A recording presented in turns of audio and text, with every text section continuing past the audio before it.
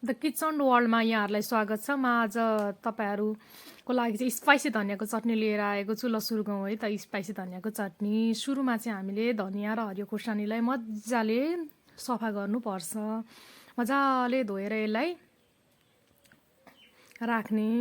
अनि त्यसपछि यसलाई अब हामी मिक्सर मेसिनमा पिस्छौँ। यसमा सुरुमा चाहिँ के गर्ने भन्दाखेरि यसलाई यसमा राखेर ग्राइन्ड गर्ने। ग्राइन्ड गरिसकेपछि अब हामी हरियो खुर्सानी र धनियाँको पेस्टलाई चाहिँ एउटा सानो प्लेटमा निकाल्छौँ।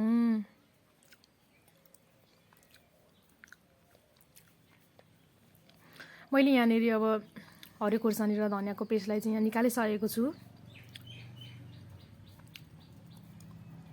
अब यसमा म बिरे नुन पनि हाल्छु। बिरे नुनले धनियाँको चटनीको टेस्ट एकदम बढाउँछ। कुनै पनि चटनीमा चाहिँ बिरे नुनको प्रयोग गर्यो भने चटनी एकदम मिठो भन्छ। त्यही भएर मैले चाहिँ यहाँनिर बिरे नुन हालेँ। तपाईँहरूसँग बिरे नुन छैन भने जे नुन छ त्यही हाल्दा पनि हुन्छ।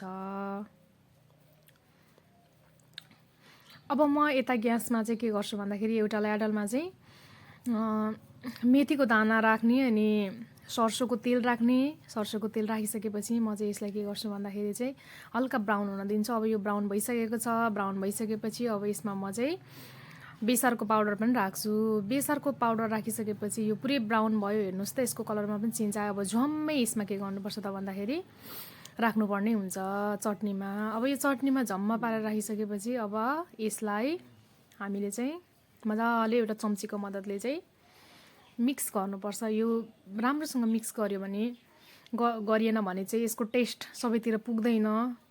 त्यही भएर चाहिँ यसलाई चाहिँ हामीले मजाले एउटा चम्चीको मद्दतले चाहिँ ती सबै कुराहरू अघि हामीले राखेका कुराहरू सबै मिक्स हुन दिनका लागि चाहिँ मजाले चम्चाले चलाउनु पर्ने हुन्छ। अब हाम्रो यो स्पाइसी धनियाँको चटनी रेडी भयो।